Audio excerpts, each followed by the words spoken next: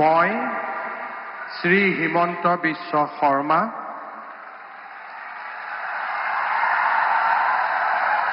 ঈশ্বৰৰ নামত শপত লওঁ যে বিধিৰ দ্বাৰা স্থাপিত ভাৰতৰ সংবিধানৰ প্ৰতি মই প্ৰকৃত বিশ্বাস আৰু আনুগত্য পোষণ কৰিম। মই ভাৰতৰ সাৰ্বভৌমত্ব আৰু অখণ্ডতা অক্ষুণ্ণ ৰাখিম।